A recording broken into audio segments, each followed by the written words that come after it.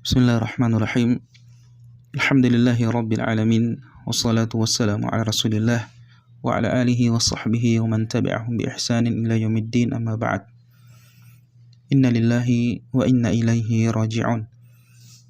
Kita semua turut berduka cita atas apa yang menimpa saudara-saudara kita yang terjadi pada kecelakaan kerja di salah satu perusahaan di Kabupaten Morowali yang merupakan kampung halaman kami.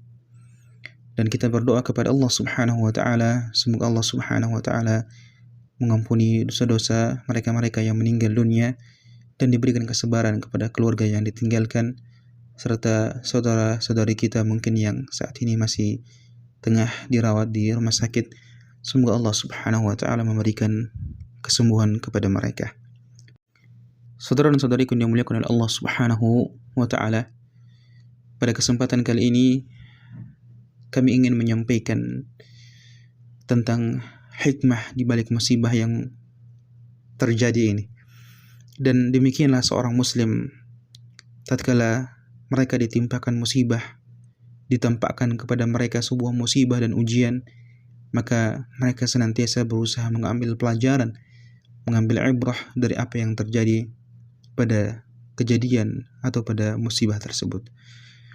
Maka yang pertama yang kita bisa jadikan pelajaran bagi kita semua pada peristiwa ini adalah pelajaran kepada kita semua yang masih hidup, bahwa kematian itu pasti akan mendatangi setiap di antara kita tanpa mengenal waktu dan tempat. Dan mereka saudara-saudara kita yang meninggal dunia pada kejadian ini, mereka tidak tahu tatkala mereka keluar dari rumah mereka bahwa hari itu adalah hari mereka di mana akan dipanggil oleh Allah Subhanahu wa taala. Mereka juga tidak tahu bahwa di tempat itu mereka akan meninggal dunia.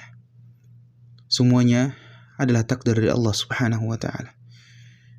Oleh karenanya Allah Subhanahu wa taala berfirman di dalam Al-Qur'an, "Qul innal mauta alladhi tafirruna minhu fa innahu mulaqikum, thumma turadduna ila 'alimil ghaibi wasy-syahadah fayunabbi'ukum bima kuntum ta'malun." Katakanlah, sesungguhnya kematian yang engkau lari darinya, maka sesungguhnya kematian itu pasti akan menemui engkau. Kemudian engkau akan dikembalikan kepada Allah Subhanahu wa taala yang mengetahui yang gaib dan yang nyata. Lalu dia akan memberitahukan kepada engkau tentang apa yang telah engkau perbuat, tentang apa yang telah engkau kerjakan dalam kehidupan dunia. Surah Al-Jumu'ah ayat 8. Ini menunjukkan kepada kita, saudara dan saudariku, bahwa kematian itu yang kita berusaha lari darinya, maka tidak ada seorang pun di antara kita yang mampu untuk menghindarinya. Sampai kemudian kita berusaha untuk melindungi diri kita dengan apapun. Bahkan kemudian kita berada dalam benteng yang paling kokoh. Allah Subhanahu wa taala berfirman dalam Al-Qur'an, "Aynama takunu yudrikumul maut walau kuntum fi burujin musyayyadah." Di mana saja engkau berada, maka kematian itu pasti akan mendapatkan dirimu, kendati pun engkau di dalam benteng yang tinggi lagi kokoh.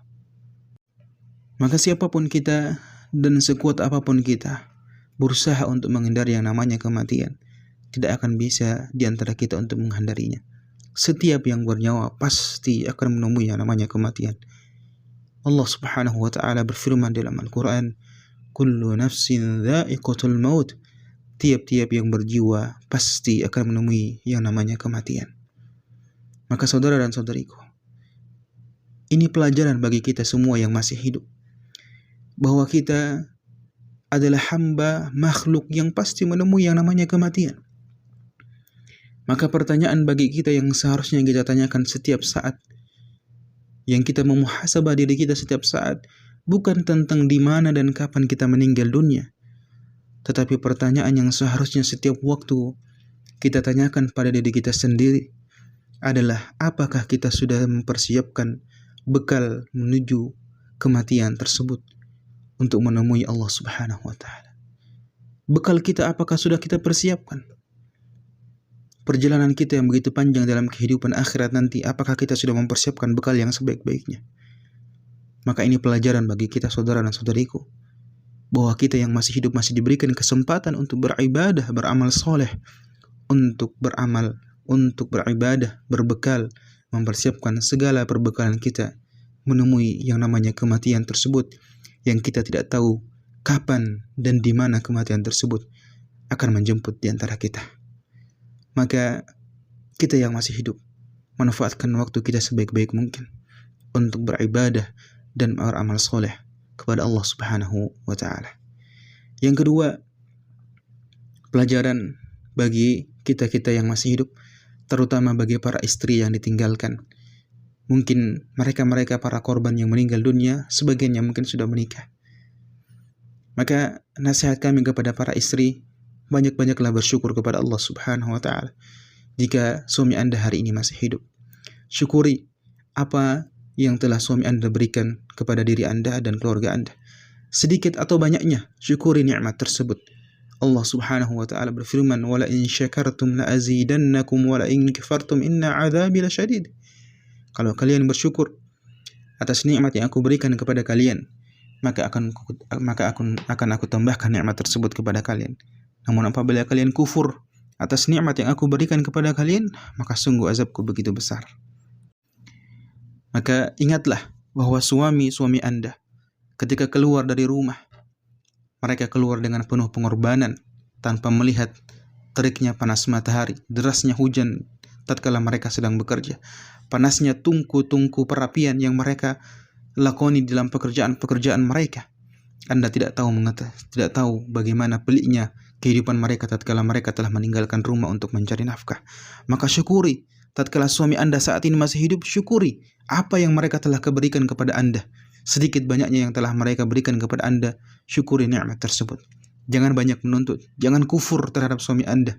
Syukuri apapun yang mereka berikan. Ada suatu waktu nanti, mereka mungkin yang telah ditinggalkan suaminya ketika telah meninggal dunia. Mereka mungkin penuh dengan penyesalan.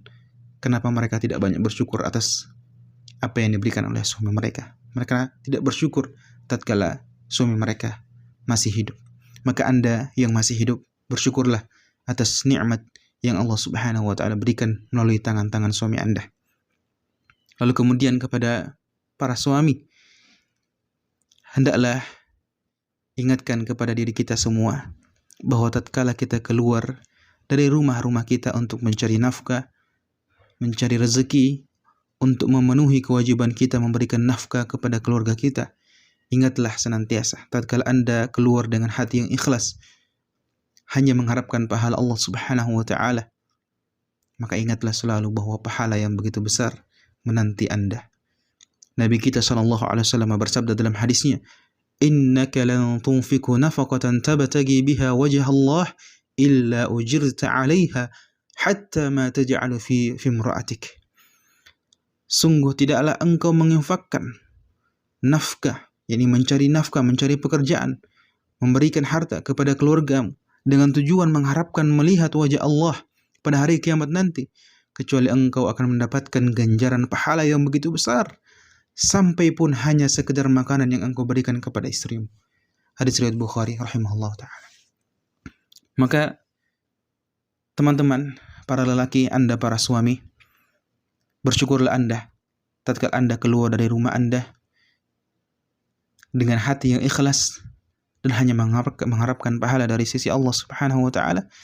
Pahala yang begitu besar menanti Anda tatkala Anda mengikhlaskan niat-niat Anda.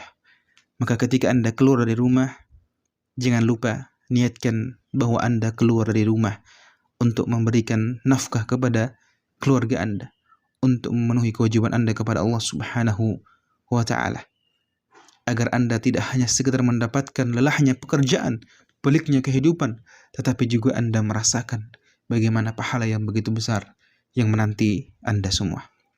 Maka saudara dan saudariku, inilah hikmah pelajaran yang bisa kita ambil. Semoga Allah Subhanahu wa Ta'ala memberikan kita kesempatan untuk kemudian bisa beramal saleh, beribadah, dan memperbanyak ibadah-ibadah kita kepada Allah Subhanahu wa Ta'ala sebagai bekal menghadapi kehidupan akhirat, menghadapi kematian yang kita tidak tahu di mana dan kapan kita semua akan menemuinya. Wassallallahu wasallam ala nabiyina Muhammad. Assalamualaikum warahmatullahi wabarakatuh.